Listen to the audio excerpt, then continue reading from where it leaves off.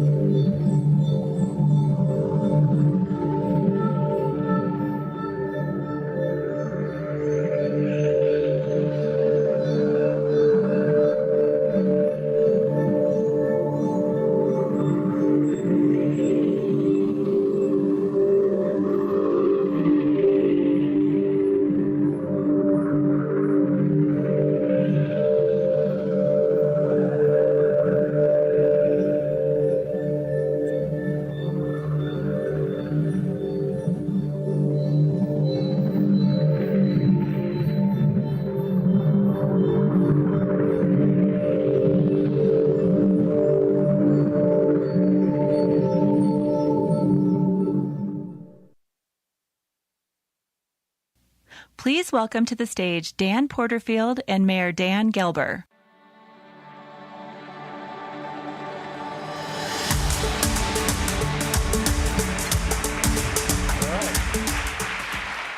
So first of all, let's just hear it for Corral Morphologic. That was an incredible presentation just now. Thank you very much.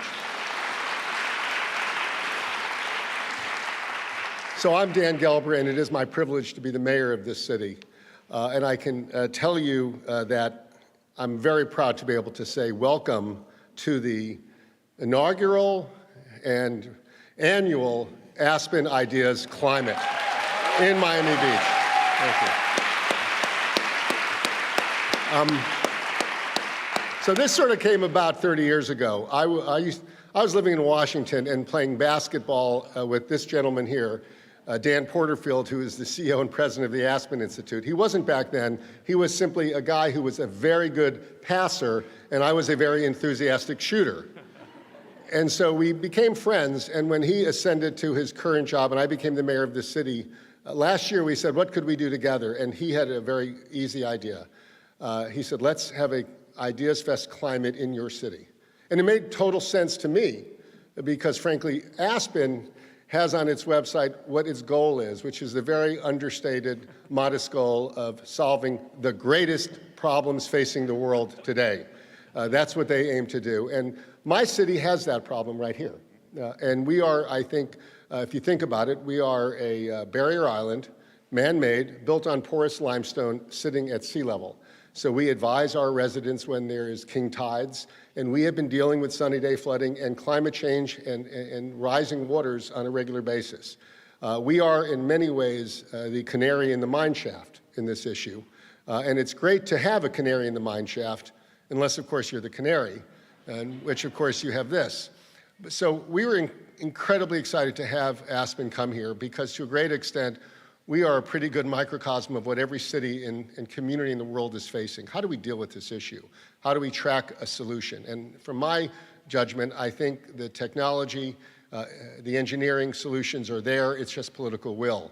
But to have a moment when we can all come together, the greatest minds, the most important thinkers, the people who can move things, and the people who need to listen and be part of the conversation in one place at one time every year is going to help that. So it is really my great honor to have Aspen here. And with that, I'd like to introduce my friend and the greatest passer I've ever worked with, the CEO and president of the Aspen Institute, Dan Porterfield.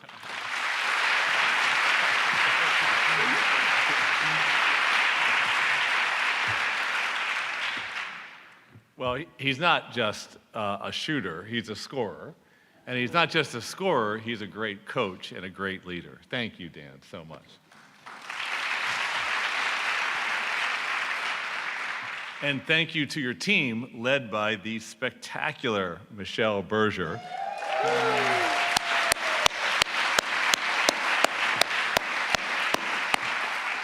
And of course, thank you to all who are associated with this gorgeous facility and the other facilities that we're using for this summit, all those who put this together, who are preparing all the different sessions, all the ways that we get to enjoy the best possible accommodation. So thank you to the staff here.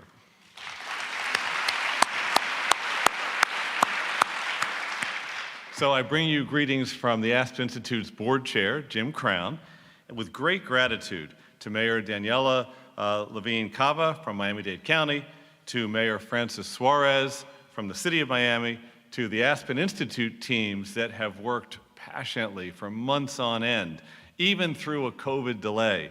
Greg Gershuni, Kitty Boone, Elliot Gerson, please join me in thanking my colleagues for all of their hard work.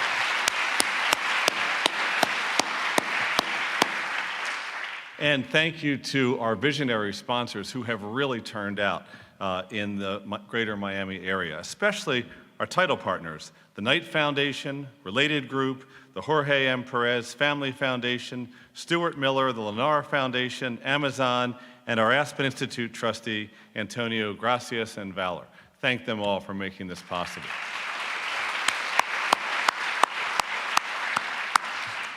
And finally, let me thank all of you for taking part.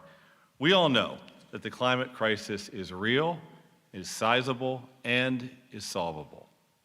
We also know that we still have time if we put our hearts, our minds, and our bodies in motion to save lives, to save places, to save cultures, to save species, to save habitats, to save the future. We still have time. The Aspen Institute is a global nonprofit that works for a free, just, and equitable society. One way we do so is by assembling diverse and sincere people, like all of you here today, for open, smart, informed, and civil convenings that lead to learning and lead to progress. Aspen Ideas Climate reflects this approach. It is a firmly fact-based and solutions-oriented convening, highlighting research, community wisdom, energy technologies, smart investment, innovations across the board, from food to construction to shipping to transportation to coastal protection to indigenous community actions to public messaging and more. Climate issues are complex and multifaceted, and no one has a monopoly on truth. That is why we encourage all of you to attend sessions on topics that you may know absolutely nothing about, so that we can all come away and go back to our communities, our workplaces, our homes, to get the job done with new ideas. And I, for one, know I have a great deal to learn from this convening. Now, Aspen Ideas Climate is part of the Aspen Institute's larger strategy for engagement in the greater Miami community. We're really raising our flags here. We're helping to create ecosystems of support for Latino small-led businesses. We're investing in local high school students and schools, some of whom are taking part in the summit. We're launching a major leadership program for first-generation college-goers here in Miami. We're working with anchor institutions like Miami-Dade College, which won the 2018 Aspen Prize as the best community college in the country, And we're working closely with the University of Miami and FIU, active in our American Talent Initiative. So we're also so proud to be hosting Aspen Ideas Climate annually, or at least for the next 2 years. What an honor. This region is a multicultural mecca and a beacon of excellence. It's an opportunity crossroads. We love it here. Thank you so much for welcoming us to be a part of the community. Now, as we open this convening, and as we expand our partnerships, especially with the young in Miami, I'd like to express for a moment a particular commitment of the Aspen Institute, given recent events here and elsewhere that have sparked concerns among LGBT communities, families, and allies. That commitment that we make is to human dignity, which all humans have equally, and the support of which led to the founding of the Aspen Institute 7 decades ago. As a result, in our work here in this region and everywhere, all children, all youth, all families, all colleagues will be treated equitably and affirmatively. We stand with the LGBTQ community, and we are so pleased that members of the community are taking part in this summit right here. Thank you all so much for that.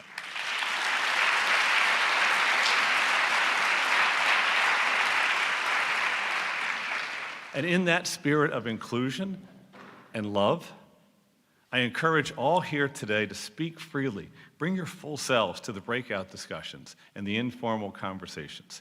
That's what Aspen Institute convenings are all about. Everyone is wanted, everyone is valued, and everyone has something beautiful to contribute. Thank you. Let me now turn it back to the big guy.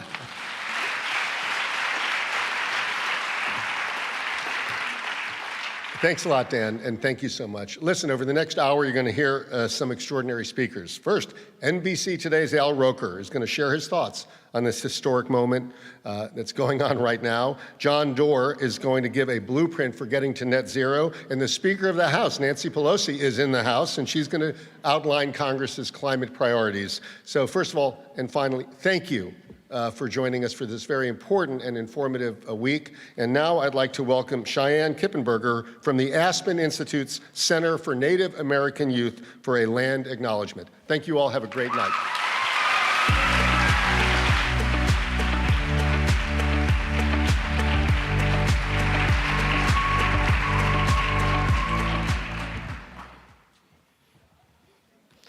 Chihintamo.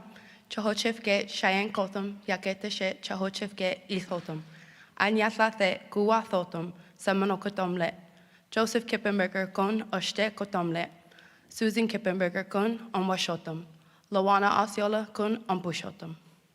Hi everyone. My name is Cheyenne Kippenberger. My English name Cheyenne was given to me by my mother. My traditional name Ethet given to me by my paternal grandmother, the matriarch of my family. I am the daughter of Joe and Dr. Susan Kippenberger, the granddaughter of Lawana Osceola, and I proudly work for the Center for Native American Youth at the Aspen Institute. I am a citizen of the Seminole Tribe of Florida. I was born here in beautiful Florida, and just as my family has for generations, I've lived my life surrounded by beaches, swamps, and oak trees. But as I've grown older, the lands have changed.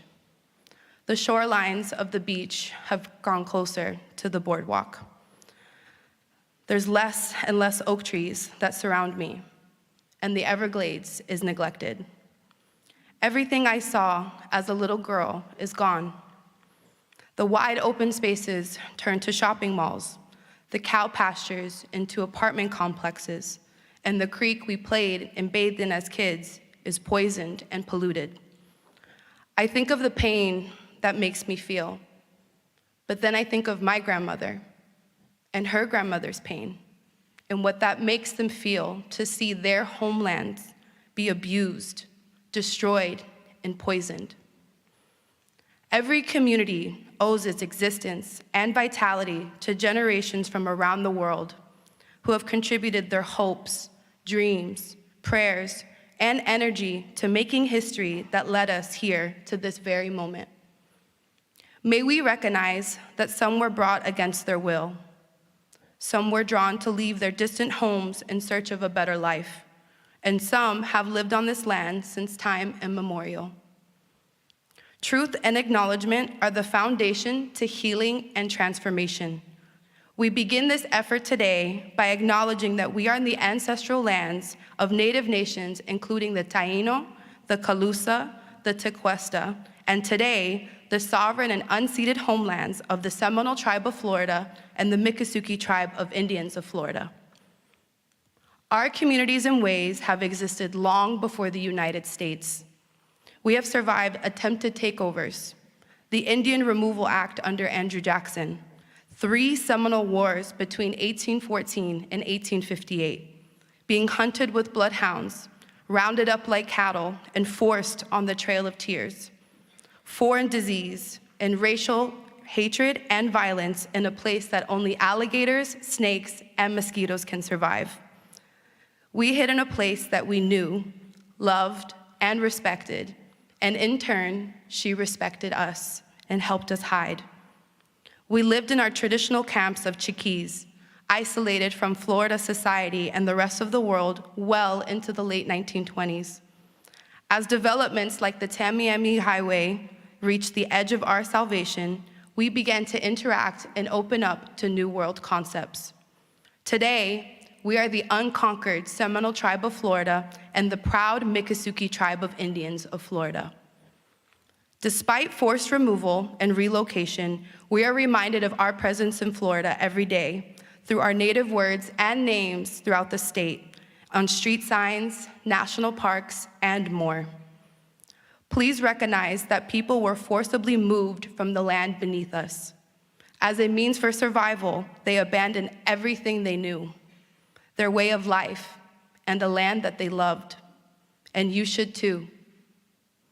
Recognize the legacies of violence, displacement, migration, and colonial settlement that brings us here. To genuinely acknowledge the land, we must also go and connect with the land. Everything holds life: the soil, the animals, the plants, the trees. We are all in connection. And just as our bodies remember love or violence, those living beings remember the ways in which they were once treated and held sacred. Feel the cool dirt beneath your feet. Thank the sun for rising before you this morning. Appreciate the wind kissing your face in the afternoon. Let us commit to going beyond performative land acknowledgements at the beginning of conferences by connecting with each other and our earth in a healing, transformative way. May we be clear that acknowledging stolen land and acknowledging cultural erasure is not progress.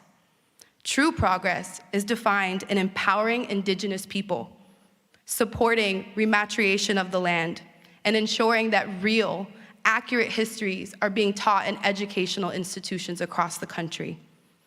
Empowering Indigenous people is also working to establish a more equitable and inclusive society, dismantling systemic racism, and combating violence and erasure. And this is a reminder that no matter where you are in this country or in the world, you are on Indigenous land. As you carry on this week through this conference, I ask you to reflect on your walking tours, in your breakout sessions, at your roundtable discussions. Reflect on the land that you occupy and the benefits you enjoy from colonization. Reflect on what this land used to look like. Reflect on the lands that called this home for thousands of years, and reflect on your impact on settler colonization. And when you have your conversations about climate solutions and preservation, ask yourself, where are the Indigenous voices and perspectives? Indigenous people are, and always have been, the stewards of these lands for time immemorial. Respect and value our practices and knowledge, and remember that it will take all of us to protect these lands for future generations. I welcome you to my homelands. Thank you, Shanabashat and Mado.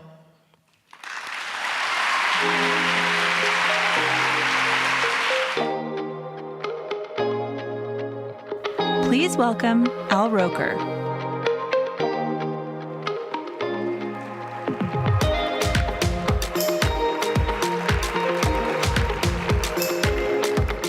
Wow, well, after that, I think I'm just going to go home, because I can't top that. That gives us something to think about as we go forward in this, and I'm just really honored to be here and humbled.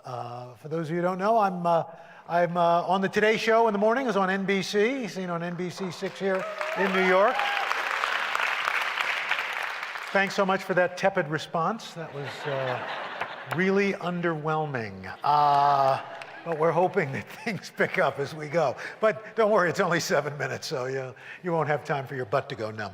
Anyway, it's interesting. When I first started, when somebody says it's interesting, it rarely is. It's like when they say, it's funny. And if I have to tell you it's funny, it's not. But I started doing television weather in 1974. Most of you weren't born in 1974, but when we started doing television weather, it was usually at the end of the newscast. There was a black and white loop of a satellite picture, and that was about it. But the fact is that the television weather segment on both local news and network news has become something more. Technology has allowed us to bring more information to you much more quickly. Oh, wow, there are people up in the balcony there. That's nice. Hi, how are you? I'm going to do a disappearing dime trick for you a little later. But the idea that our weather is become much more, that we're looking at it in a much bigger picture. Everybody is talking about the climate.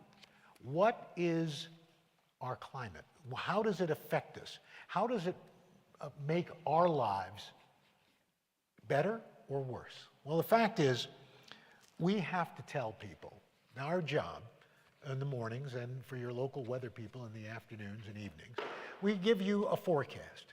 But now it's more than that, because our weather is being affected by the climate. Many times they were thought separately, but now they are one and the same. For example, I'm from New York City, but one of the things New York City and Miami have in common, sea level rise. Both cities in the next 40 years will have to spend about $4 billion to raise roads, to change drainage systems, to put in more pumps, to put in more seawalls, to protect from a rising sea level. Why? Because as our planet warms, our ice caps are melting and our sea levels are rising. At the NBC News Climate Unit, we have gone to the Arctic, and we have seen in Alaska our country's first climate refugees. As sea level rise melts the permafrost, the very foundation of these indigenous peoples' lands, and they've had to move further inland, away from where they have been literally for centuries. We look at out west, fire season. Well, it's no longer a fire season, it's just a fire year. Non-stop wildfires. We just reported 2 days ago that it looks like for the third year in a row, and it's only happened twice in the last 60 years, that there will be 3 La Niñas in a row. The La Niña being the cooling of the Pacific waters. Why do we care about that? We care about it because it means more wildfire and more drought out west. It means stronger tornadoes in the midsection of the country, and it means more rapidly intensifying hurricanes along the Gulf Coast and making their way up along the eastern seaboard. And make no mistake, even if you don't live along a coast, what we have seen now, rainstorms that are producing 30% more rain than they were 30 years ago. All of this with a rapidly warming climate, warming oceans, and those combine to bring this witch's brew of what we call climate change to our shores. And not just here, but globally. And when you think about it, you think, oh, well, it's rain or it's a bigger snowstorm. It's more than that. It's our very security. A recent survey study from the U.S. Department of Defense lists climate change as the #1 threat to Homeland Security. And when you think about it, over 70% of U.S. military installations are where? Along shorelines. And so now the Department of Defense is working on hardening military installations, not just in the United States, but all around the world because of climate change. For example, here in the US alone, last year, we had $20 billion plus weather/climate events. That's the third largest number of climate events in the last 10 years. And in fact, in the last 10 years, 7 years in a row, we've had $10 billion weather events. In fact, last year, Hurricane Ida, $75 billion in damage just on Hurricane Ida alone. So as we look at this, we have had a very robust weather department at NBC News. But a few years ago, our management said, we need to look at this on a more holistic approach. And so our NBC News climate unit was formed. We have an executive producer, and Aaron McGarry, and we have producers, we have associate producers, meteorologists, climate people who are looking at this. And what I like, what I find fascinating about our news organization is that we have different units within our news department. We have a business and tech unit. We have a medical unit. We have an investigative unit. We have a racial justice unit. And guess what? Climate impacts every one of those units because they impact all of our lives. If there is a major hurricane that disrupts supply chains, fuel supplies, different things like that, well, that means that businesses are going to be affected. Technology is affected. Climate touches that. By and large, communities of color are more affected and are placed closest to hazardous waste sites and polluting industries in this country than anybody else. That's racial justice. And when it comes to warming climate, allergy seasons go longer, more pestilence, more pests, mosquitoes, all sorts of problems arise due to a warming climate. And that affects our health. That touches our medical unit. Climate touches every part of our lives. And that's why we feel that it is so important to cover this really, I mean, this is the existential threat to our survival. It's not all doom and gloom. I mean, we try to make sure we let people know that there are solutions here. But our job is day in and day out, make sure we let people know that this is a real problem. We don't try to create hysteria. What we do try to do is bring information that affects your lives. How we can do things to change this climate curve that we're on. Can we electrify our transportation? Can we maybe bring different food sources? For example, one of the things, listen, I'm a big meat eater, but meat is not good for our planet. And so instead of making it the focal point, we try to make it, maybe it's a little less of a focal point. When we think about something as simple as an almond, it takes 1 gallon of water to produce 1 almond. It takes 5 gallons of water to produce a walnut. If you take the 1 year of water it takes to produce the California almonds that are exported to other countries, that could provide 3 years of water for residents and businesses for the city of Los Angeles. And it's those items, it's those things that we try to bring to our viewers, that not to demonize any one industry, but to say, how do we change it? How do we rethink what we're doing? And that is why we do what we do at the NBC News Climate Unit.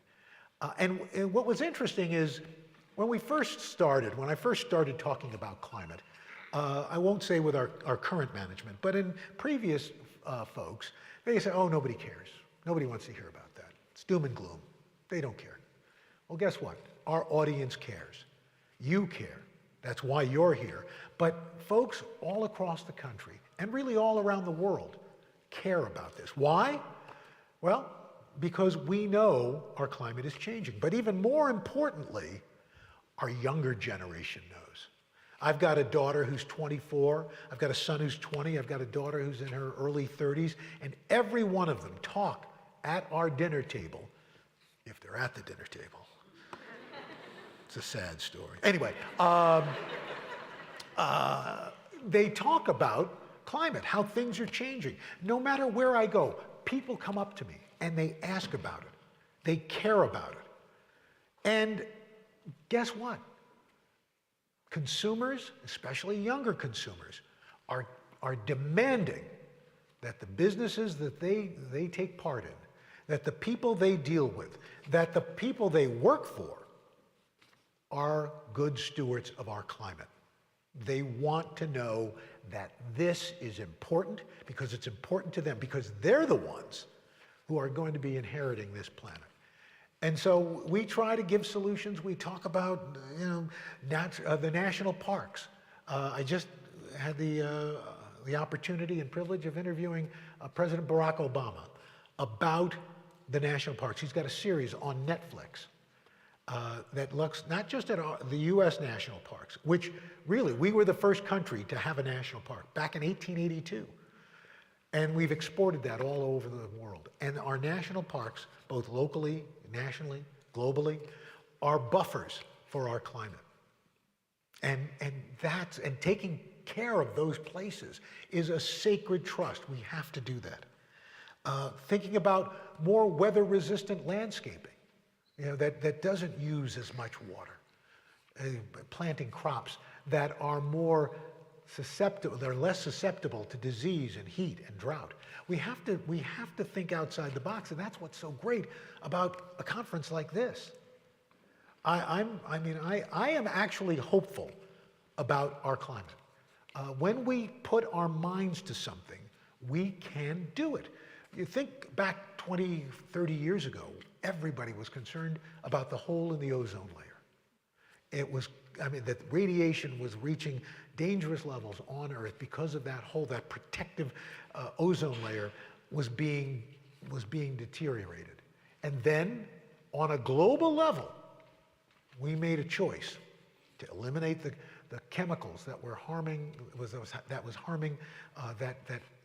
oh-so-thin layer that protected us. And guess what? That hole is just about gone. So can we do it? Yeah, we can. But it's going to take action. Demanding action from our politicians on a local, state, and federal level. That this is not something that is to be politicized. That this affects all of us, no matter what political stripe you are, where you are, racially. Some people are, obviously, as we mentioned, more affected than others. But what's important is that we have to do this together. Because if we don't, the very ideals that Cheyenne talked about 5 minutes ago will be for naught, because this is our moment. We can do this. We still have some time, but we have to make sure that we, as a people, nationally and globally, do something about this. And that's why I am so proud to be part of the NBC News Climate Unit, because we are not only going to lay out the problems, but we're also going to help with solutions. That's what people want. They want solution-based reporting, and that's what we try to do. And I will say rather proudly that I think we're far ahead of our competitors when we do this. Listen, I would love for them to pass me by, and then we could pass them by, because everybody would benefit from it. But in the end, we all win if we all pull together. And I just want to say that I think that being here in Miami, a city and an area, South Florida, is one of the ground zeros for climate. And people are getting things done here. People are coming together to get it done. And that's what we can do. So I hope you will join me in trying to come up with these solutions. And you know what? That's why we're here, because we want to hear from folks like you who have great ideas, who have great thoughts. And there's no idea that's too small or too out of the box to consider, because you never know where that's going to happen, because our planet is at stake. Thank you so much for listening, and have a great day.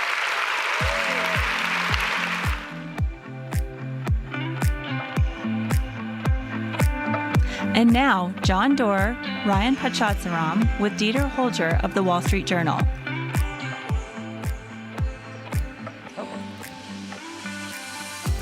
Welcome to our audience here in Miami and online around the world. My name is Dieter Holger with the Wall Street Journal.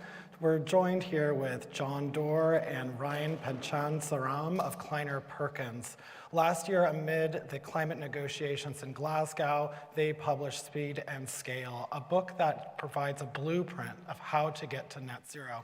Let's start off laying out the action plan you put together in your book, Speed and Scale, specifically what you call objectives, results, and accelerants to get the world there. John, maybe you want to start off, and then Ryan can come in. We can do that. All of you should have a copy of this book, or there's one outside this auditorium. And it's not really a book, it's a plan. And the way it came to be is, a while ago, I was watching Al Gore's seminal movie, An Inconvenient Truth. And after we saw it, my family came home for dinner, and I asked my friends and two daughters what they thought. We kind of went around the table, and the conversation came to my 16-year-old daughter, Mary. And she looked at me and she said, "Dad, I'm scared and I'm angry. Your generation created this problem. You better fix it." So I didn't know what to say. I set out with my partners to learn as much as I could about this climate crisis. And over the course of a few years, we invested in 70 early stage breakthrough companies to try to solve the problem. But as we worked on this, what I realized was there's a lot of goals for climate change. What the world needs is a plan. Not necessarily the best plan, but just one plan that's scientifically based, where the numbers all add up. And it shows us a way to meet my daughter's challenge, to get us to net zero by 2050 and halfway there by 2030. And so that's what Speed and Scale is. It's a plan to get us to net zero by 2050. There's 6 big elements of this plan. I'd like to show them to you. They are the places where we can reduce emissions by some 59 gigatons. There are simply, 1, to electrify our transportation, use electric cars and trucks. 2nd, to decarbonize our grid. That's to generate our electricity from wind and solar and safe nuclear. 3rd, to fix our food systems. That includes reducing voluntarily the amount of beef that we eat, but also how we grow our food and how much of our food's wasted. 35% of the food in the world is wasted. A 4th major step is to protect nature.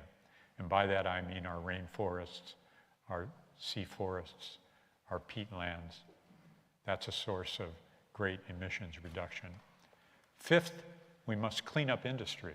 That's how we make our concrete and our steel. We've got to find ways to do that with less, indeed with zero carbon. And speaking of carbon, if we're successful in our plan with those first 5, there's still going to be 10 of those 59 gigatons that I call the stubborn carbon that we've got to remove by mechanical or other growing new forest kinds of means. Now, that's the plan. 6 big, hairy-ass objectives. Each of them is a monumental effort in its own right, and we've got to do them all at the same time. Even worse than that, we've got to do this rapidly. Ryan? And so John shared the first part of the plan, right? How to go from 59 to 0. But we've got to get there faster. And so what we have in the book is we call these accelerants. There are 4 of them. Aha, here we are. These 4 accelerants are the things that you and I can do to get us to that net zero future by 2050 and halfway by 2030. And so what we've got to do is win the policy and politics, right? These are actually passing the laws needed to accelerate this transition. It's about turning movements into action from the ballot box to the boardroom, getting companies to make net zero commitments, getting people elected that take climate seriously. It's also about innovation, which is driving down the cost of technologies. And then the 4th accelerant we can pull on is called investment, right? This transition needs more R&D dollars, it needs more venture capital, and it also needs more project financing. So everyone's bag has a copy of this poster. This is it. It's the plan. You can get it for free. It's on the website Speed and Scale, speedandscale.com. You can download it. On one side, you have these 10 big, Jim Collins would say this, hairy-ass objectives. But what's wonderful, what's magical about the plan is those 10 objectives then become 55 detailed, measurable time. I mean, this is an engineer's delight. that shows the gigatons that can be removed, and it lets us track our progress against these. Ryan, do you want to give a couple of examples? Yeah, I'm going to give one example. So each of these objectives is paired up with a set of key results. And so we're nerdy engineers that took objectives and key results and we applied it to the climate crisis, and this is what you get. You get KRs, key results like this. KR 1.1, which is that the cost of electric vehicles needs to be cheaper than its fossil fuel equivalent. If by 2024, it isn't cheaper, we can't expect people to switch to EVs. Or take the key result around buses. By 2025, every city should be purchasing electric buses or hydrogen buses. If a new diesel bus goes on the road, we know we're off track. And so that's the plan, all in a nutshell, presented as 10 objectives and 55 key results. Dieter. Thank you very much. Not to belabor the point, because it was obviously an emotional moment for you, John, but you started off the book with how angry your daughter was, then 15 at the time, after that viewing of Al Gore's film, An Inconvenient Truth. She accused your generation of helping create the environmental problems we face. Do you expect your generation to address the problem, and how optimistic are you about getting to net zero? So we're making remarkable progress. The cost of wind and solar has plummeted. It's now cheaper to put up renewable energy than new, dirty, fossil fuel, coal-burning, fired power plants. But the rate of our improvement is not keeping pace. We're not gaining ground on the problem. The most recent IPCC report said, we're out of time. There's no more time left to spare. We've got to achieve these key results to have a reasonable chance of delivering 1.5 degrees increase Celsius in temperature by 2050, and even more demanding to get halfway there in terms of emission reductions by 2030. So we talked about this recently, the family. They're still angry, and what I say to them is it's going to be up to them and us together if we're to solve this problem. Let's turn to the past as we look to the future. There was an ill-fated venture boom in clean tech earlier on in the 21st century. Following that, Kleiner-Perkins's investments in clean tech have cooled, though you have set up a separate firm called G2VP that's focused on sustainability. What lessons have you learned from these failed investments that we can apply now to make sure we meet the objective of net zero? Ryan, could you start, and then we could move to John, please. Yeah, of course. I mean, I've had the fortunate ability to work with John for the past 5 years and around the Kleiner team. And they learned a world of lessons from that early first deployment. But I think the one number to kind of look at is this concept of performance and the concept of cost, right? I think what's on us as innovators today, as we build new companies, the things we build have to actually perform better than the fossil fuel equivalent. Because when you do, you start to win, right? It's why people are picking EVs. They're really convenient to charge at home. It's why people are putting their solar and storage on their homes in California and Texas, because it creates resilience. But also cost was an important factor as well too, Dieter. This whole idea of the green premium that Gates coined. If the green thing is more expensive, right? Remember that KR around price for cars? People aren't going to switch. But as soon as that green premium gets to zero and then becomes negative, that's a green discount, and markets love that. So over about 7 years, we invested $1 billion, this is in the book, in some 70 different climate startups. 8 of them made solar stuff and panels. One of them was Fisker. I should have invested in Tesla. But those $1 billion of investment, worst decision I made. That $1 billion of invested at the time of the book's writing was worth $3 billion. So it wasn't a write-off. But there's some really important lessons that have been learned in an ever-growing community. First of all, you got to be ruthless about getting your risks up front and out of the way early. Second, you are always raising money. It takes more time, it takes more money to build these climate tech ventures. Third, as Ryan suggested, the costs are king. You've got to take all your innovation and devote it to lowering the cost, because consumers don't want to pay any more for something green. It's got to be green and cost competitive. Fourth, the incumbents are going to fight back at you, and they will fight dirty. The book is full of stories about that. Fifth and finally, it takes patience, perseverance, and uncommonly an incredible sense of urgency to win in this work. Thank you. Winning politics and policy is also part of your book. We are about to hear from Speaker Nancy Pelosi. Other politicians are gathering here in Miami. But of course, the IPCC, that's the pivotal UN bellwether report on climate change, over and over named that corporate lobbying is a major obstruction to climate action. So specifically here in the United States, what needs to change politically if net zero is going to be accomplished? John, could you start, and then we can go to Ryan, please. Well, there's 2 of these big goals that deal with politics. One is winning the politics and policy. The other equally important one is how do we turn movements into action? And so I want to read you one of the key results. Key result 8.1. The climate crisis needs to be a top 2 voting issue in the 20 top emitting countries by 2025. Now, you'll remember in 2018, Greta Thunberg was a lone Swedish teenager striking from school in front of Parliament on Fridays by herself. By 2019, she'd organized 1 million youth in 100 cities around the world in one of the most successful demonstrations ever, that the adults were screwing the kids in their future. But she did something even more important than that. Our surveys show that she took climate and raised its priority from number 3 or 4 to a top 2 issue in 7 European nations. Now, climate is not a top 2 issue in the US. It's not a top 2 issue in China. It's not a top 2 issue in India. And so I'm counting on the anger and activism of youth to raise this issue, because it's very hard for our political leaders to get ahead of their voters.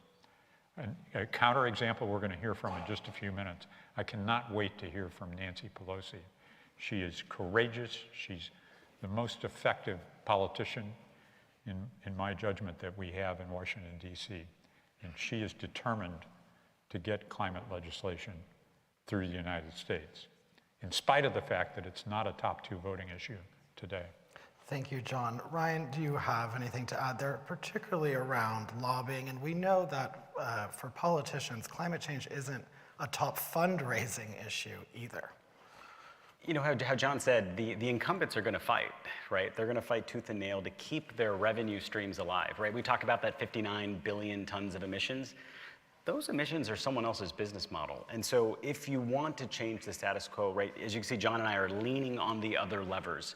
So if the policy and politics aren't working, John talked about leaning on turning movements into action. I'm going to say, as innovators, we have to lean on technology and actually driving down the costs of it. Because when you do that, it can compete. You can also lean on the investment lever as well, too. If you deploy more, cost curves go down. And so when one of the levers is failing, lean on one of the, pull the others effectively. We have to make the right outcome the profitable outcome, so it's the probable outcome. None of these key results are given. They are all stretched. They are all very ambitious. We will fail at some, we'll exceed others along the way. But we will not get this done if we don't harness the forces of business and the financial markets to take us into this new clean energy economy. Thank you. Admittedly, some of us in the media might focus a bit on the negatives around climate change, but there are some positive things as well. I'm hoping we can end our talk today with some of the positive developments you've seen recently, maybe after even these negotiations, these pivotal negotiations in Glasgow. Ryan, if you'd like to start off, please. Yeah, you know, if we tried to write this book 3 or 4 years ago, we wouldn't be able to celebrate the number of companies that are doing great work, from the Beyond Meats to the Sunruns to the End Phases to the Teslas that are leading on this revolution. If we wrote this book just 5 years ago, solar and wind was still more expensive. And today, right, when folks walked into Glasgow, it was actually cheaper, right? When you look at the amount of people that are finally buying EVs, just 3 or 4 years ago, it was barely 1%. And at the end of last year, it finally crossed the 10 to 11% mark. So this momentum is real. The change that we want to see happen is real. But because this is an analog problem and not a digital one, it's going to be very, very hard. John, some positives, please. I want to talk about some positives that came out of the Glasgow conference, which Greta dismissed as being more blah, blah, blah. You may remember that. And also some developments post-Glasgow. More nations of the world updated their plans. The plans are not aggressive enough. Even if we meet the plans, they won't get the job done. But they agreed to come back a year later with even more aggressive plans. There was a bold agreement that we're going to hear from Fred Krupp about on methane. The nations of the world said methane is a particularly dangerous and potent greenhouse gas. And if we cap the leaks and the flaring of methane, we could lower the rise in temperature by perhaps as much as 0.4 of a degree. So the methane collaboration was very encouraging, though I don't believe the US quite signed up for some political reasons. Don't ask me, I would need to Google that. I'd have to Google that one. But I think the coming year will be the year of measurement, and we will see satellites and drones and aircraft providing, like Google Earth, a real-time map of emissions around the world. EDF is putting up its own satellite. Now, there was a report from the IPCC just within the last 60 days, and it's the one that warned us we must have peak emissions before 2025 to get to a 50-50 chance of 1.5 degrees C increase. That's going to be very hard to do. But the good news out of that same IPCC report was when we reach true net zero, the temperatures on the planet are going to stop rising in 3 to 4 or 5 years. And if we stay at net zero, half of the emissions that are due to human activity will fall out in 25 to 30 years. So there's genuine reasons for hope and fear. What we've got to do is make sure that our fear and anger galvanize us into action. It doesn't paralyze us into despair or giving up. Thank you both, and thank you to our audience. Thank you.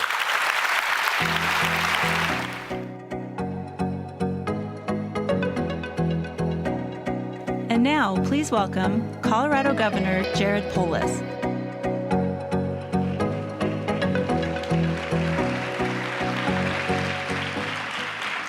Good evening. It's truly great to be here. Normally, I have the chance to join the Aspen Institute's deliberations back in Colorado during my time in Congress in Washington. In fact, I'll be joining the Aspen Ideas Festival this June. I hope many of you have the opportunity to join us there as well to highlight Colorado's climate preparedness efforts. But today, I'm thrilled that Aspen Institute is expanding horizons into communities like Miami across the country, and I'm so excited for this to become a meaningful tradition. The Aspen Institute is really, as you're about to find out, a unique forum for meaningful conversations with thought leaders from every walk of life to discuss pressing issues from climate change to justice to the economy to leadership. And I know that this week's conversations around climate change will be thought-provoking inspirational, and meaningful for each and every one of you. Because whether we like it or not, climate change is not a distant threat. It's happening in our own backyards. In Colorado, we experienced the 3 largest wildfires in the history of our state in the summer of 2020, and the most destructive wildfire in the history of our state just last December. That's why in Colorado, we're leading the way with a goal of 100% renewable energy by 2040, and we've locked in at 80% renewable energy just 7.5 years from now, 2030. Here in Florida, the impacts of climate change might look different than forest fires, but they're every bit as dangerous and present in our everyday lives. When we have these critical conversations, we learn from one another and bring new ideas to the table. It is my deep honor to introduce somebody who is the greatest champion of climate change in the country and in the world, whether it's passing cap and trade through the House when I was a freshman member of Congress under her capable leadership, whether it's creating the Special Committee on Climate, chaired by Kathy Castor, who's with us here tonight, Florida's own, or whether it's relentless pursuit of climate for the benefit of our kids, for the benefit of our future, for the future of our planet. There is really no one who parallels the capable leadership of the Honorable Nancy Pelosi, the Speaker of the House. During her time in Congress as leader of the Democratic caucus, she has focused on real climate solutions. And she, more than any other leader, speaks to the need to act now on the climate emergency for a better future. Nancy Pelosi will be interviewed by Susan Goldberg, a lifelong journalist and vice dean of Arizona State University. It's my deep honor to introduce our nation's premier climate leader, somebody that I have the great honor of calling a former colleague and friend. It's my honor to introduce the Honorable Nancy Pelosi.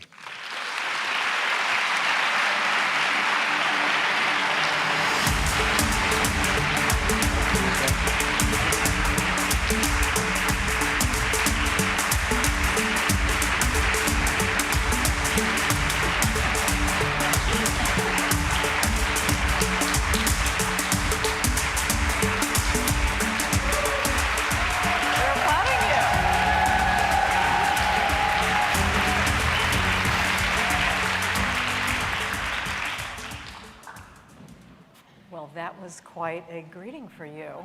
For both of us. Oh, yeah, totally.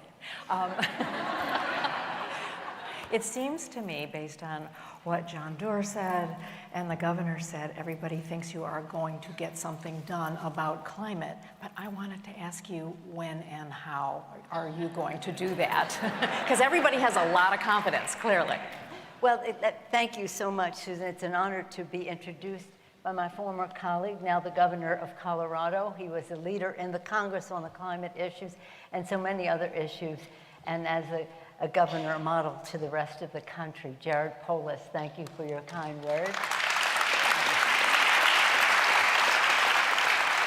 I just want to get settled in here because we're in this place named now since Saturday night for Michael Tilson Thomas Performance Hall. I've been not in this auditorium, but where the performances take place many years ago when he first started here, here and in San Francisco. So it's wonderful to be in the Michael Tilson Thomas Performance Center, and thank the Anderson family for making that possible. To be here with Mayor Gelber and Mayor Levine Cava, who are here. The mayors play a very important role in they're resilient enough and small enough, big enough to make a difference, small enough to be resilient. And so that's really very, very important. And of course, the Aspen Institute, how exciting is it that they are doing this? And I want to acknowledge, of course, the Dan Porterfield, the president and CEO of Aspen Institute, for having this auspices for this subject as big as the sky itself. I am here also with my colleague, Kathy Castor, who is the chair of our Select Committee on Climate, and this is her plan. And it sounds very much like what I read in John Doerr's book, Solving the Climate Crisis, the Congressional Action Plan for a Clean Energy Economy and a healthy, resilient, and just America. I read it so I would do it justice, because some of you will hear from her tomorrow morning. And now to be here in between John Doerr, our hero, and the Krupp family, two families, it's not surprising that John talked about his daughters right from the start of his remarks, as this always for him been about the future and accountability to our children. And the Krupp family, Fred Krupp will be speaking, have done so much in this regard. So here we are. Now, we've been trying to do this for a while, and it is something that we would like to be as bipartisan as possible. That is a goal that has not been achieved yet. It used to be. The environmental community was largely participated in by the Republican Party, but so far we haven't gotten to that on the climate crisis. We came close. In 2010, we passed the legislation in the House, but 60 votes in the Senate, and that was a challenge. But what I think John said, somebody said, now we must do this. Maybe Jared, it's long, long, long overdue. It's not about now, it's about then. It's about time that we do it now. It's about the time that has been wasted in not getting it done. When we were doing this before, it was my flagship issue then, when I was speaking the first time, it went under the polls. We were told that what we were seeing there, the melting and all the rest, by the time it was written up and peer review, it would be obsolete because more of the melting would have taken place. So this is urgent. And again, in California, it is, for the Democrats, a top 3 issue. But Madam Speaker. A top 3 issue. But it hasn't gotten to that place throughout the country, and it hasn't gotten to that place. But my hope is what you heard John Doerr, he gives me hope, that there's a plan. It's a vision, there's a plan. And young people understand this more clearly than anyone. Well, I want to talk to you about young people in just a second, but I did want to ask you about the urgency. So we've got the midterms coming up, and I've read a lot that if these bills aren't passed, if something about climate doesn't happen by the July 4th recess, the chances of anything really happening are going to go down. Do you agree with that? And what would you do about it? We passed the bill in the House a long time ago. Absolutely. $500 billion to address the climate. $500 billion. Now in the Senate, they're still negotiating, and hopefully they will get something. But at the same time, just think of this. I was just in Ukraine, but when I was in Munich end of February, I heard the head of the EU and other leaders of Europe come forth and say, we can no longer be enslaved to oil or other energy products from countries that will use that as a security, a national security, a global security issue. We must diversify. And I think since then you have seen steps being taken by European countries, and certainly our country, to reduce our dependence on those countries which will use it as leverage.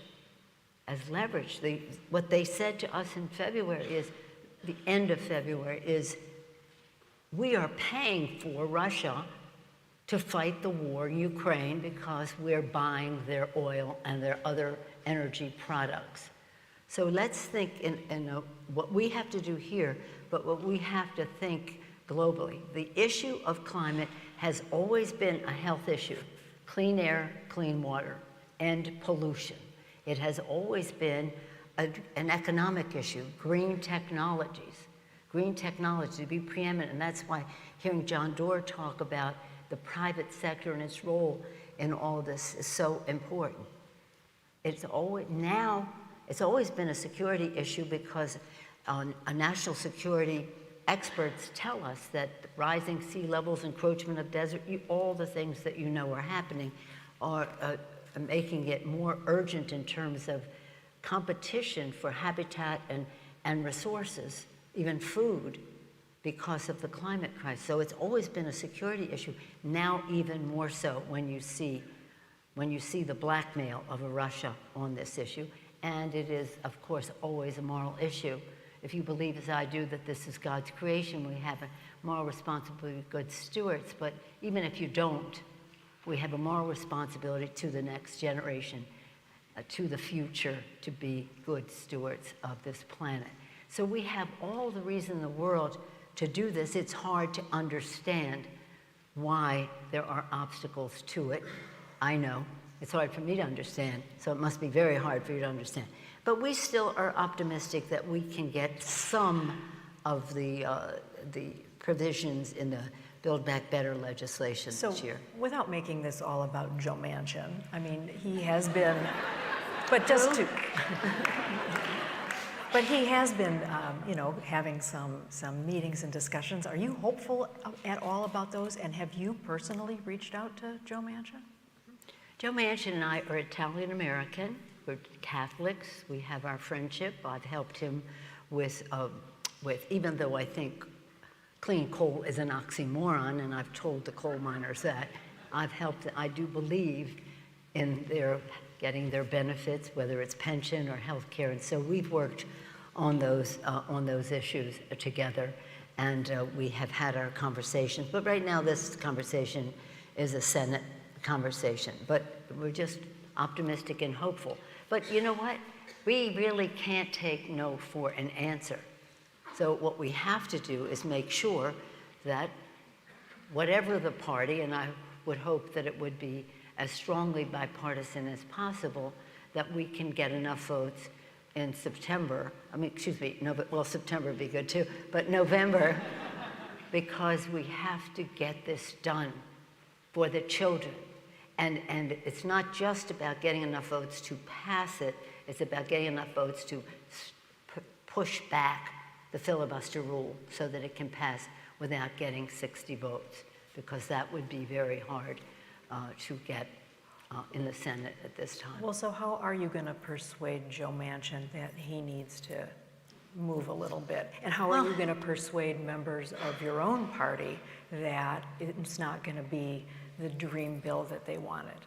Well, let me just, I mean, I didn't come here to talk politics, but if you want to talk politics. Oh, come on. I'm okay with that. Look, here's the thing. The House Democrats and the Senate Democrats have been firmly on this path for a long time. Such a long time.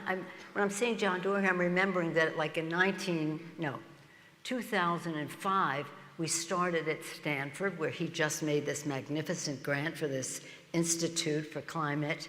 Isn't that, it's so remarkable. But we met down there to talk about how we go into the future, what our competitiveness legislation would be. And one part of it became the law the next year that created something called-E. Anybody know what ARPA-E is? ARPA-E is it's a giant step forward in protecting us in terms of how we use energy. We've come a long way with that, and actually with it we passed one of the biggest bills in history on energy with President Bush. The energy bill of 2007 with President Bush. He wanted nuclear, I wanted renewables. And we had a big celebration at the signing, and sadly what happened in Japan kind of slowed down some of the nuclear part, but we proceeded with that. And in any event, President Bush signed that bill with ARPA-E in there. So we had not complete agreement, don't get me wrong, but we made progress. So again, the House Democrats, the Senate Democrats are all there. There is, I think that what I want to see, what I think we have to have out of the $500 billion are the tax credits for wind and solar and renewables, so that we can proceed with that. What he might get with that remains to be seen. All right, so it sounds like you think you're going to get something done here. Well, that would be the goal. I mean, at some point, you know, in other words, I want it all, but that doesn't happen. So I like a high split, though. I like the split in my direction. So but we cannot miss the opportunity. And if we do, we must remember in November, we have to get more people thinking about it. So let me just say this, now getting back to the bipartisan. President Lincoln, my favorite Republican president, he said, public sentiment is everything. With it, you can accomplish almost anything. Without it, practically nothing. So we have to beat the drum of public sentiment on this. And again, younger people seem to be more receptive, more concerned. It's their future, and they're willing to take responsibility for it. And I know in some families where the parents are in the fossil fuel industry and the kids are saying, what are you doing to save the planet, Mom and Dad? So again, there's reason to be hopeful because of young people. But we have no choice. I mean, in 2010, when we passed Waxman-Markey, we were told that we were at the end. We only had about 10 more years left. Well, those 10 years have gone by. So again, if you're a person of faith, why aren't you protecting this planet? If you care about the children and the air they breathe, and by the way, let me just say something about President Biden. He is a champion on this issue. He takes great pride in saying that he was the first member of Congress, well, maybe in the Senate, but first member of Congress to have any legislation about climate. 1986. I wasn't even there then. 1986, he had legislation in the Senate addressing the climate issue. So when we talked to him about it, he said, you don't have to tell me. I was there before everybody. This is a priority for us. This is a priority. He understands that it must be done. So what is the, shall we say, what's a nice way to say trade-off? There's an agreement to be made, okay? Let's just find it, and let's find it soon, because time, the clock is ticking, whether it's ticking in terms of the cost. You know, Aspen Institute and some others have put together a clock. You know how that clock, it says how much the national budget is going up, the national debt.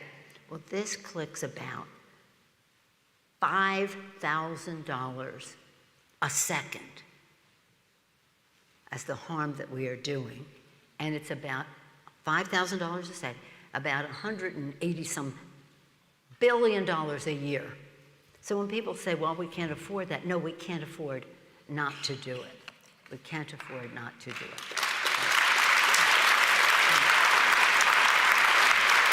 So you've mentioned children a number of times here, and I know you've got 9 grandchildren, I think 9 grandchildren. 9 grandchildren.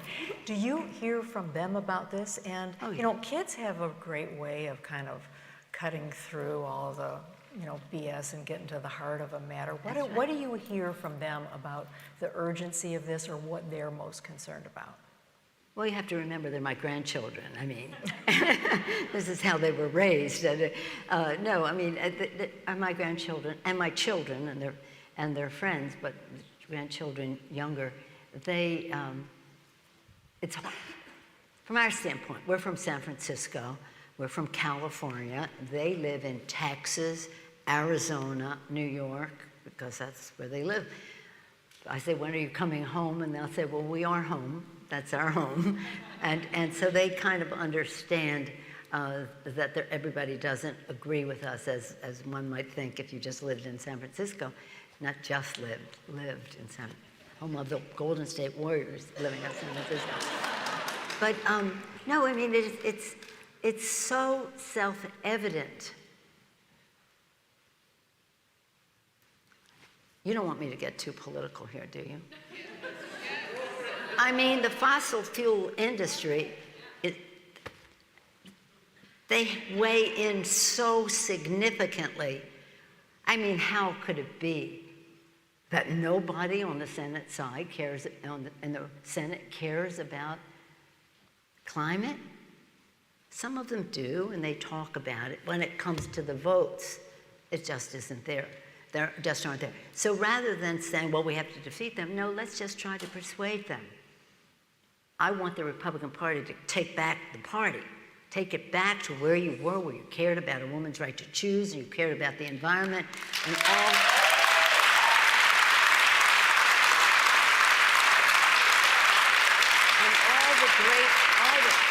Hey, here I am, Nancy Pelosi, saying this country needs a strong Republican Party, and we do. Not a cult, but a strong Republican Party.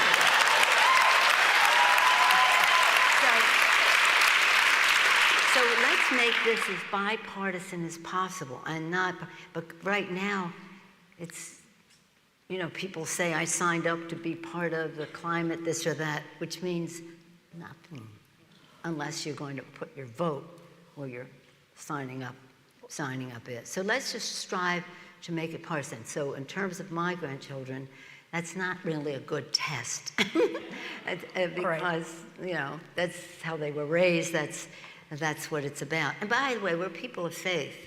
You know, we're devout Catholics and that, and this is God's creation.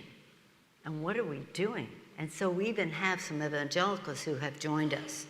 Now let me just talk about this one thing. Kathy Casher is going to be speaking to young people tomorrow. I don't know where they make the cut to get into the young people part, but that's a level of politics I could never succeed in. But nonetheless, she's going to be speaking. She is spectacular and chairs our, and that, with that group at the table, she has everyone. She has both sides of it. She has people of faith and she has the scientists. She has the farmers. She has the environmentalists and the labor unions and the business community. She has the farmers. She has the venture capitalists. She has every aspect of what it takes to get consensus so that people don't feel harmed by what we're doing. And we've had evangelicals speak at our events because they believe that it's God's creation. So we have that responsibility. But even if you don't share that view, you know that our ultimate response. That's why when I was speaker the first time, my flagship issue was the climate issue, and we passed the Waxman-Markey bill. It was great, but we couldn't pass it in the Senate. So it has been your flagship issue for a long time, and you've been very involved in it. You mentioned earlier, though, that you've got to get public sentiment, really, to get this to move. And what I wonder is, you know, we're living in a time of so many crises, right? Americans, unfortunately, we're about to mark our 1 millionth death from COVID. We had our own citizens storming the Capitol. We have an unprovoked attack on Ukraine. There's so many other crises. How do we keep people's attention focused on this to get something done? That's such a wonderful question, and I thank you for it. I think we have to come at it every possible way.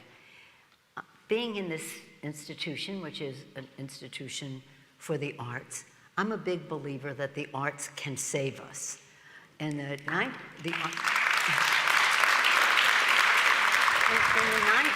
19th century, now that would be the 1800s, in the 19th century, there was a movement that said that poets should talk more about science, and scientists should frame things more in an artistic way, so that people could understand and be motivated by it.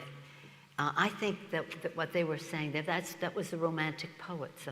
Alfred Lord Tennyson was one of them. In fact, when you come to the Capitol and you go to the Science, Space, and Technology hearing room, who's on the wall but Alfred Lord Tennyson? I looked in the future as far as the eye could see, and the wonder of it all, of what the future could be. Alfred Lord Tennyson in the Science, Space, and Technology room. So everything, whether it's music, whether it's poetry, but we have to connect with people in the way that they receive information. You have been so great in this and so many of the things that you have done at the National Geographic, the Wall Street Journal, No, and Nat Geo. Nat Geo. Susan has been really spectacular in this regard because she sees weighing the equities and sees the opportunities that are there. You know about communication better than any of us. And so when I'm saying this about music and how we come together, we forget our differences, right? We come together, listen to music, we laugh together, we cry together, we're inspired together, we're taken to a different values place that can say, really? We're not going to save this planet for our children? Well, I do think it is a struggle to figure out how to tell the stories, to get people's attention and to keep it there. And that's something certainly I struggled with at National Geographic, and I think all journalists struggle with. But let me ask you another thing, which is that, you know, the climate crisis, like every other bad thing, doesn't play out evenly.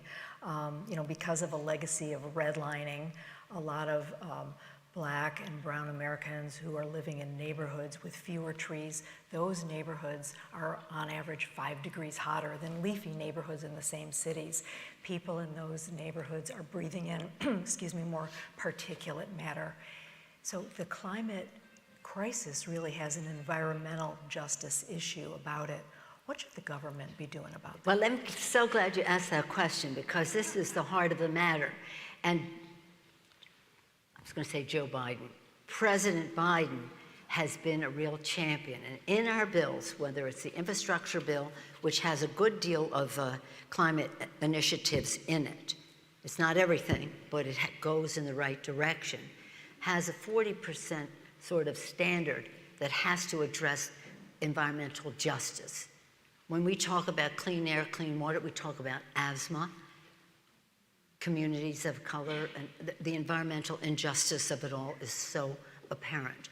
When we were doing the infrastructure bill, some of the members said, well, I'm not going to build any more infrastructure because they build roads through our neighborhoods and divide us. And the president said, this is a bill about bringing people together to take down those divisions in neighborhoods and the rest.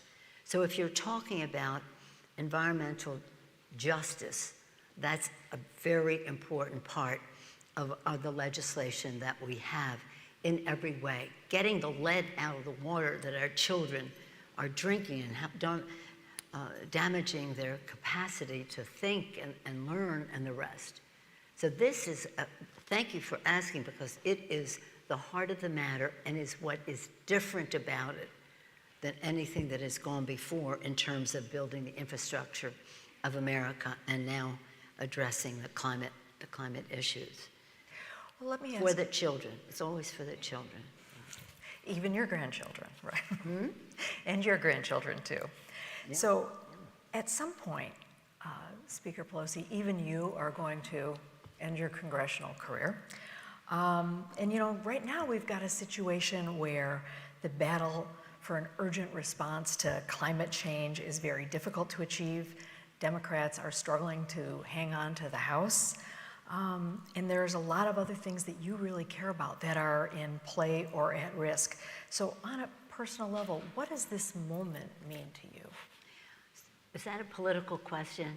It sounded like one to me. But then again, everything sounds that way to me.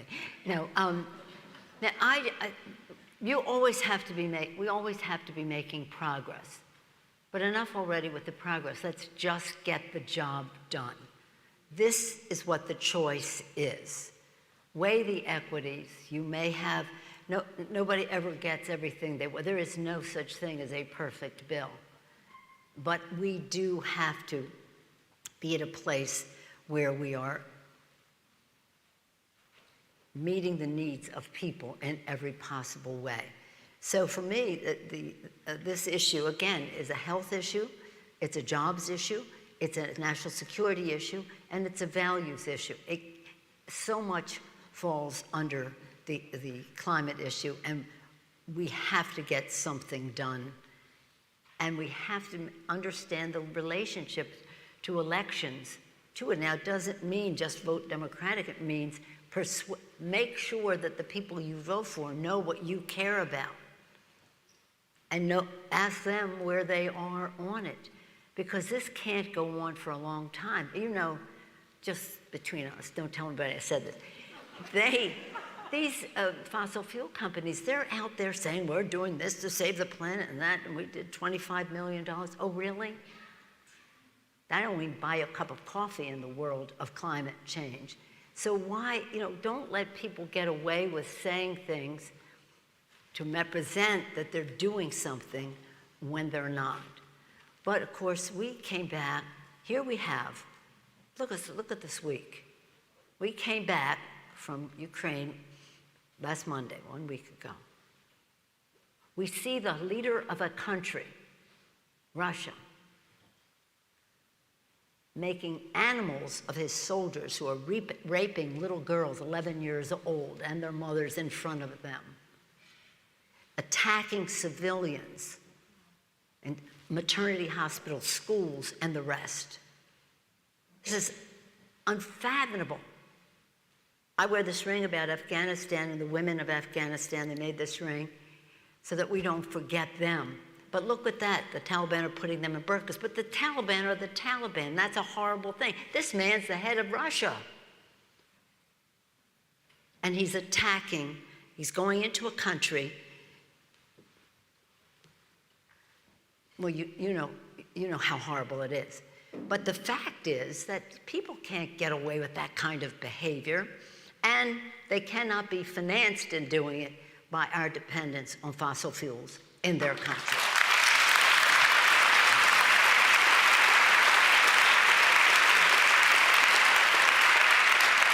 So it's all connected. When my kids were little, we used to go to Marin County, across the bridge, and Mrs. Terwilliger was she taught kids about nature. Everything in nature is connected. It was a lesson for the children, little children then.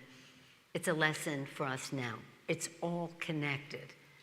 And we have to, again, if you believe that we are all God's creation and the spark of divinity exists in people, or even if you don't believe that, but you believe in the dignity and worth of people, you have to come to a different conclusion.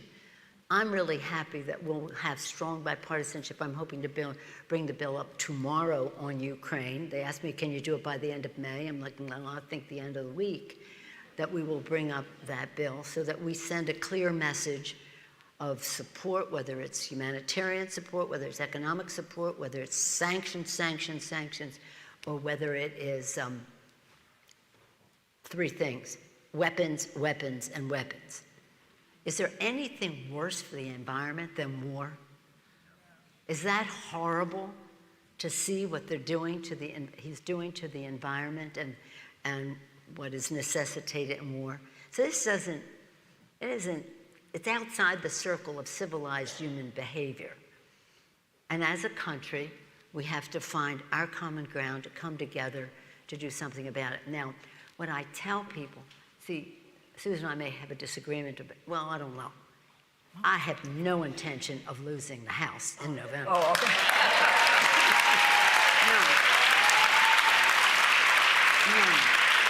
None. And when we're encouraging people to run, and I especially want more women to run, because nothing is more wholesome than more women. And then, no disrespect to the men. It doesn't mean women are better. It means diversity is better at the table, whether it's cultural, ethnic, whatever diversity is at the table. So when I say to these women, this is really hard. It's really hard. I don't want you to think this is an easy thing. This is not for the faint of heart. When you get into that arena, I can tell you that. It's not for the faint of heart. But when you're in that arena, you got to be ready to take a punch. And you got to be ready to throw a punch for the children.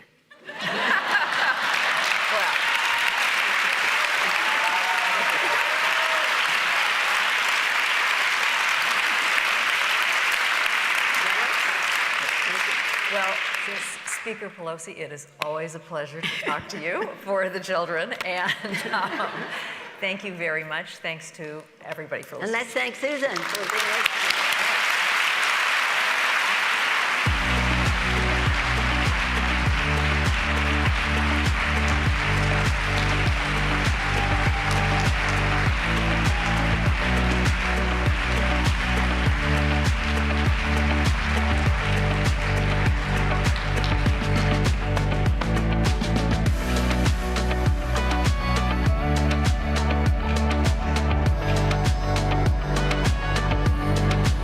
And now, Kate Larson.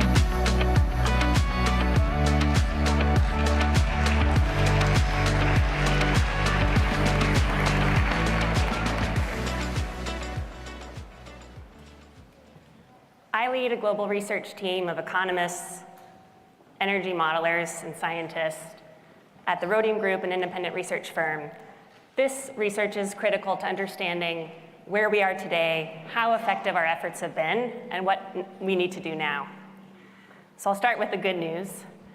Since the Paris Agreement was adopted, we've massively shifted down our expectations about the pace of growth of global emissions over the next few decades. Before the Paris Agreement was adopted in 2015, we expected emissions to continue to grow at a pretty steady clip over the next few decades. But with the pledges that were adopted and submitted as part of the Paris Agreement for the near term, for the 2030 time period, we've now bent that curve and expect emissions to remain flat. That's not where we need to be, but it is a significant improvement on where we expected to be. So in 2040, that means that emissions will be about a third less than we thought they would be only 7 years ago. And the emission reductions that we have locked in now have been pretty evenly distributed across a wide range of different countries, both developed and developing. Some of this comes from a decreased expectation for economic growth, but much of it is from decreasing energy intensity of these economies and a decrease in the carbon intensity of that energy. That's really now slowed our expectations about how much warming we'll see over the course of the century. So before Paris, the world was on track to see warming of about 4.6 degrees centigrade.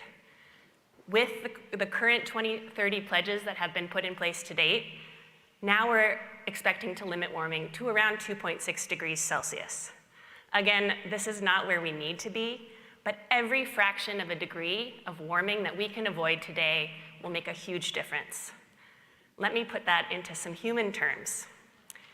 Before the Paris Agreement, we expected to see as much as 200 million additional premature deaths just from heat-related mortality, from people suffering from heat stroke. Now, with the pledges that have been put in place to date by 2030, we've reduced the expected deaths by 80%. When you look at sea level rise, with the pledges, we've reduced expected number of people that would be impacted by sea level rise by a quarter to a third.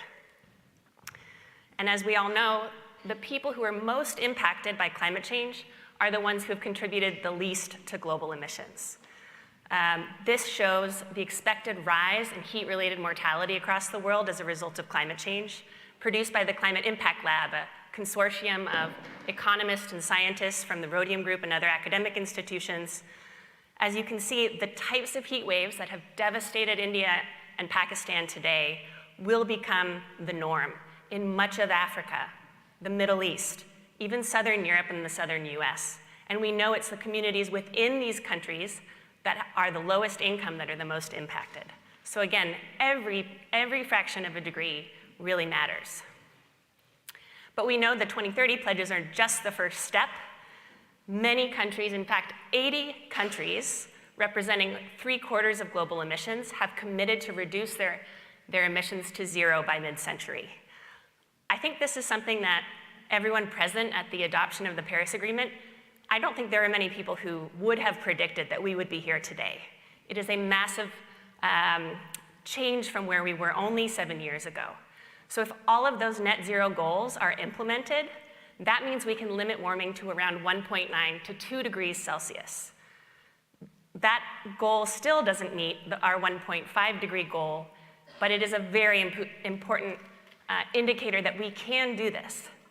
But this is premised on full implementation of all of these pledges. So if Paris was the era of raising ambition, getting new pledges from a whole stream of new actors, now is the era of implementation.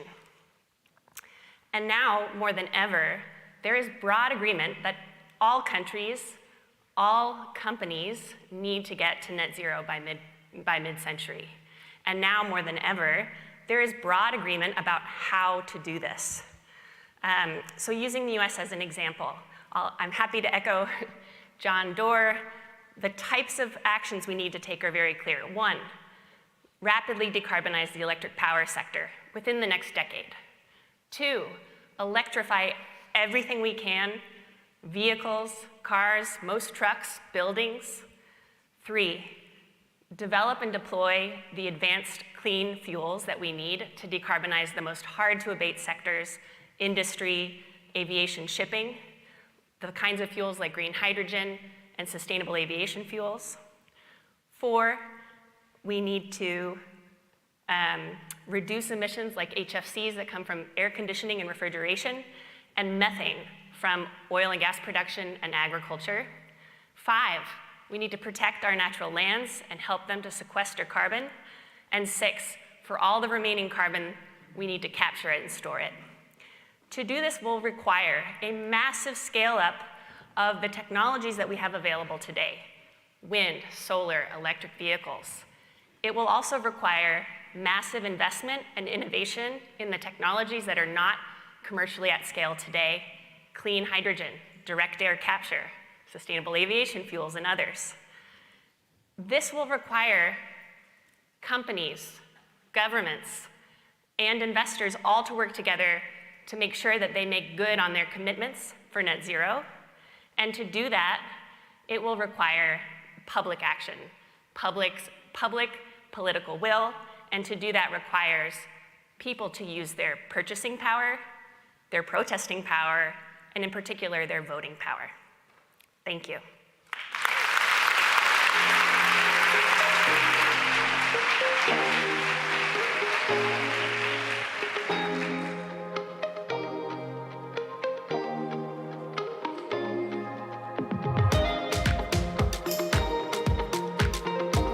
And now, Fred Krupp and Catherine Mckenna with Justin Worland of Time Magazine.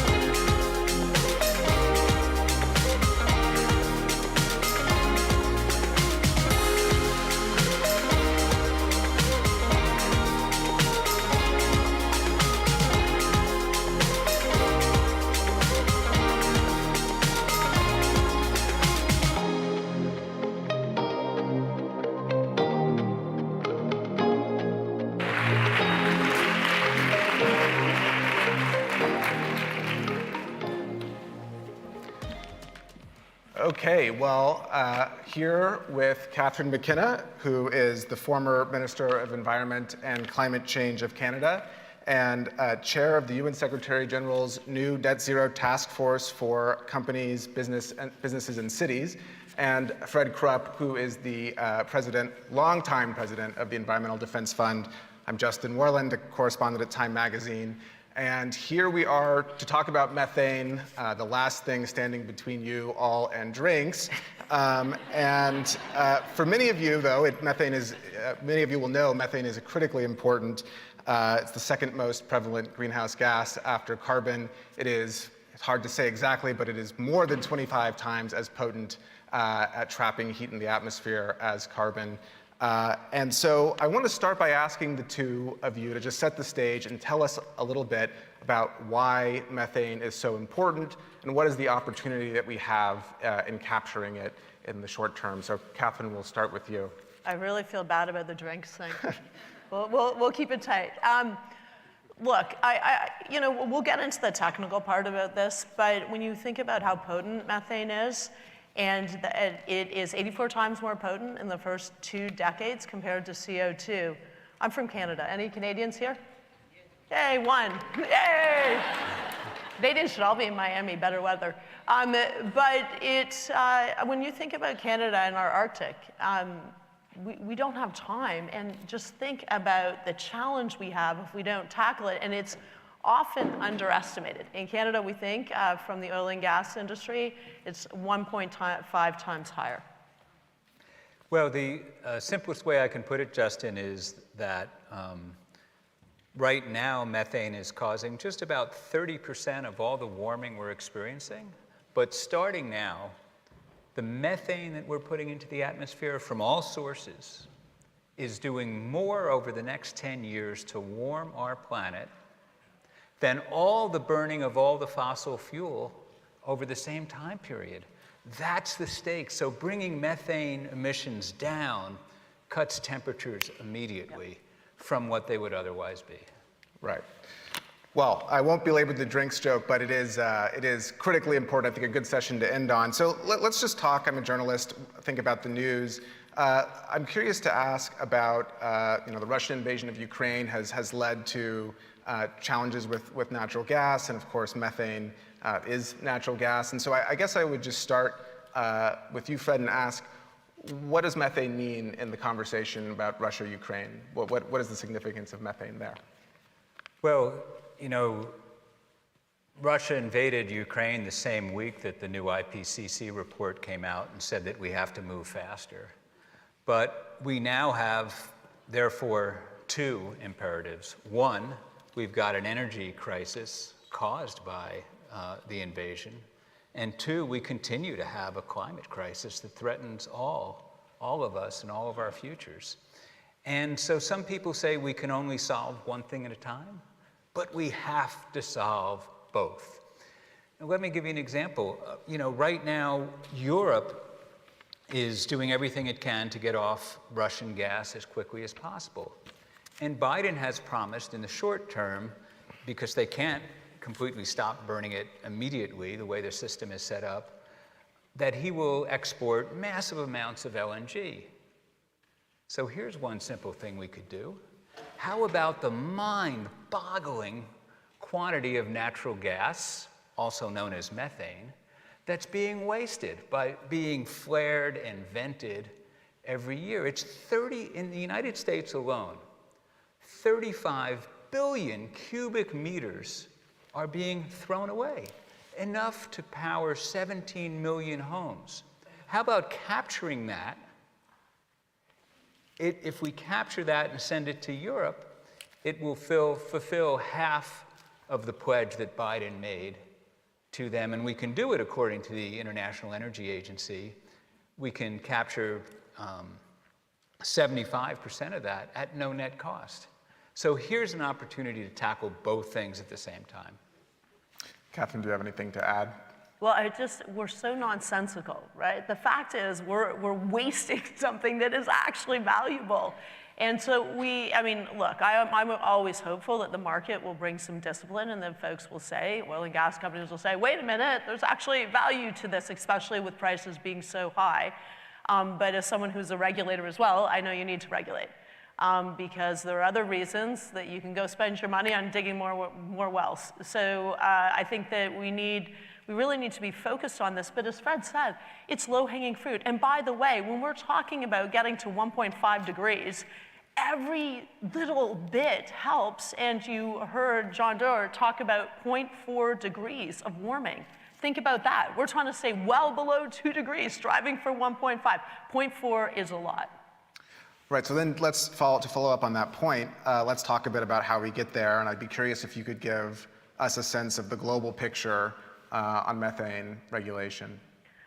Well, I'd like to say Canada's a leader. We've committed to reduce methane emissions by 75%, and that's new and existing. But you've seen momentum, and John Kerry was really great working with the Europeans, bringing folks together with the new global methane pledge. So more than 100 countries have committed to reducing methane emissions by 30%. I think we can be more ambitious, but you got to start somewhere by 2030.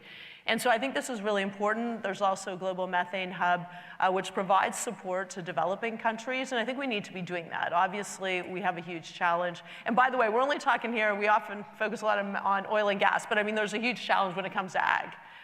It's burping of cows, yes. But there's, I think that's what we need to do. We need the world to get its act together, to stop delaying and work as quickly as possible, but also supporting folks in countries that may not have the technology or the expertise. And I know probably Fred's going to talk about, but we have huge opportunities now with satellites. That we've had a huge change with new technologies that can make a real difference. Fred, what about the picture here in the U.S.? There's a lot on the table this year. Could you tell us, with regard to methane regulation, what's on the table? What's the picture look like here? Sure, I think the Biden administration is taking the issue seriously because companies have made a lot of pledges, but frankly, we are not seeing evidence of these emissions, this methane pollution going down yet. So it is great, as Catherine said, that out of the White House and the State Department, they got 110 countries to agree to reduce methane emissions. That's good, but as Catherine also said, we need regulations to make sure it happens. And so in the United States, last fall, the EPA, Michael Regan, a former colleague of mine at EDF, is now head of the EPA, issued regulations on 1 million wells in the United States, existing wells, to bring their methane pollution emissions down. What the regulations didn't cover, though, Justin, is the smaller, low-producing wells that are only 6% of the natural gas that we produce. But they emit 50% of the methane pollution. So we have to make that methane regulation at EPA stronger to cover these low-producing wells, because if you don't, you miss half or more than half of the methane pollution. And action's also happening at the state level. Just within the last month or so, the New Mexico governor, Lujan Grisham, issued preliminary approval for very strict rules that will also limit methane emissions. So things are happening at the state level. These federal regulations are crucial.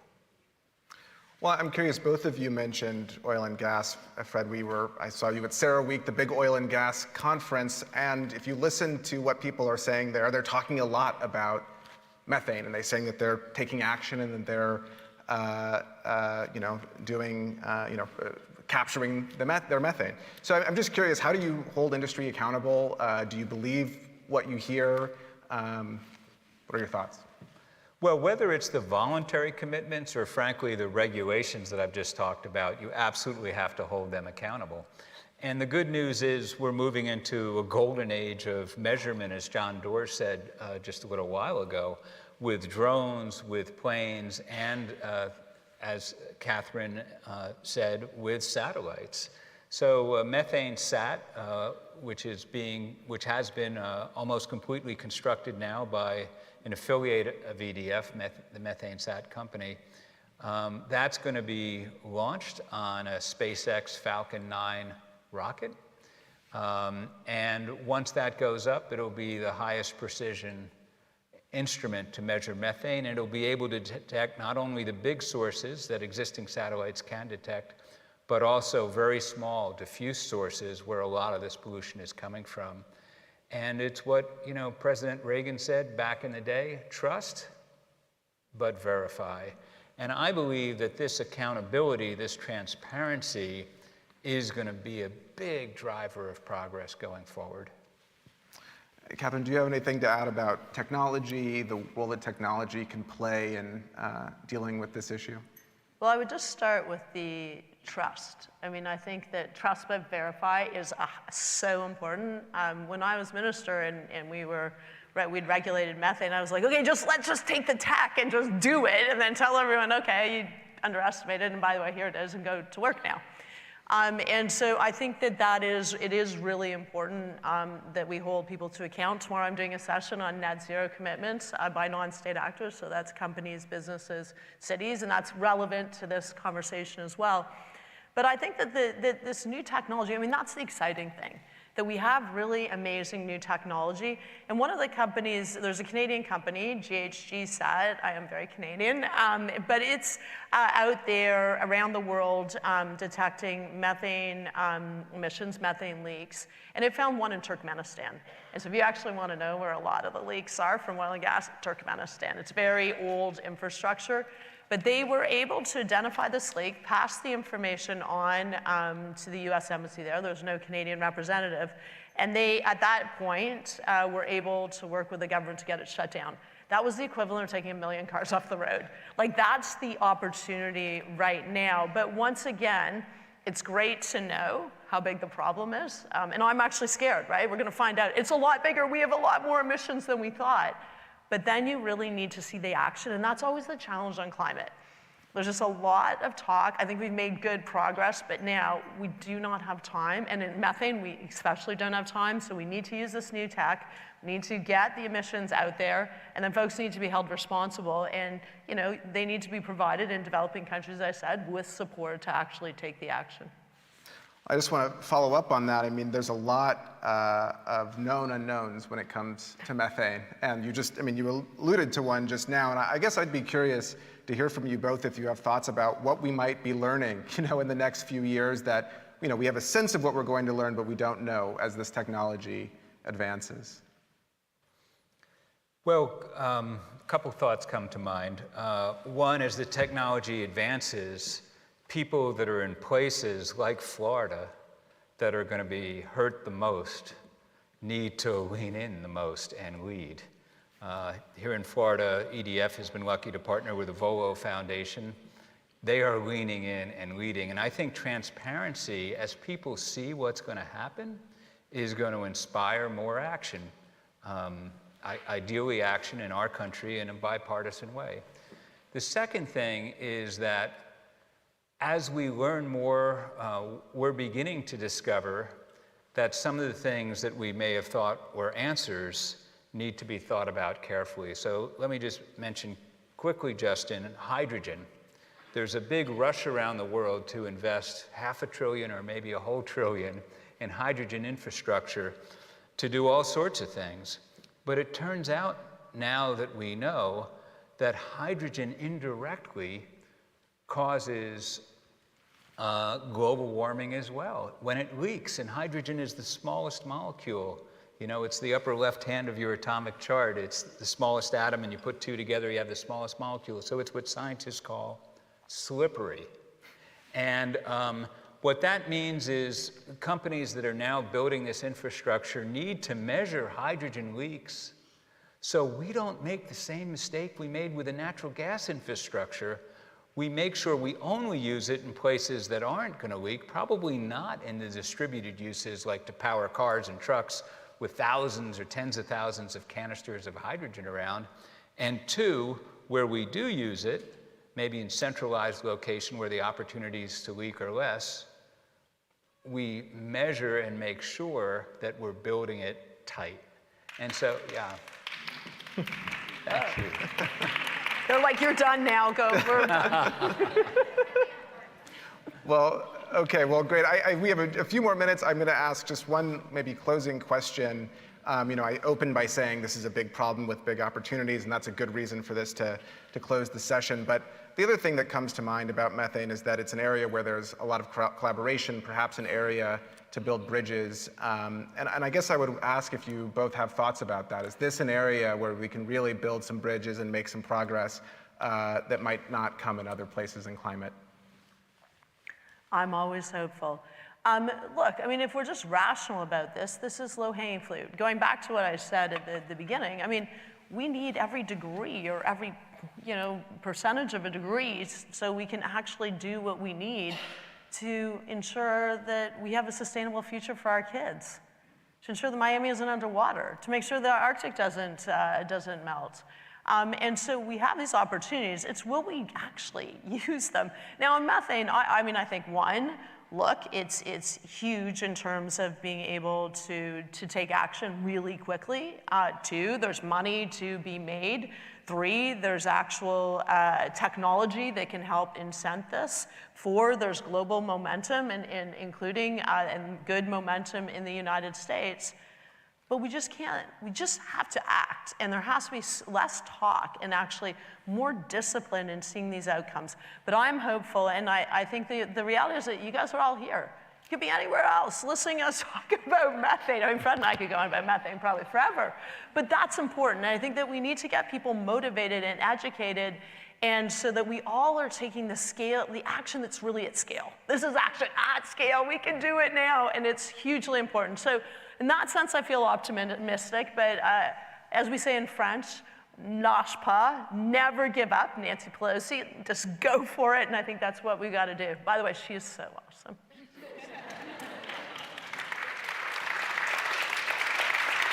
We got a second applause line, but it's for Nancy Pelosi. I know, well. Fred, you want to have the last word on going Nancy forward? Pelosi deserves at least that. I just think in the case of methane, it's really bad news in the sense that it's so potent and warming the planet so fast, especially in that first 10 or 20 years. And it's really good news in that when we cut the emissions from the oil and gas industry, from dairy, from landfills, from coal mines, those are the main sources, we can make a real difference in a hurry on the temperatures we otherwise see.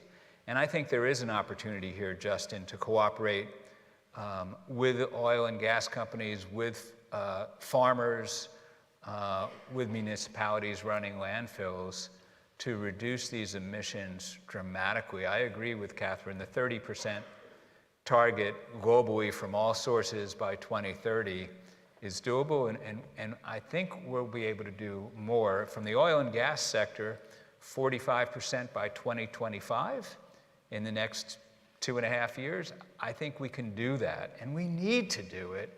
The time for talk is over. Now we need action. Great. Well, thank you. The time for talk is over. So thank you, Fred. Thank you, Catherine.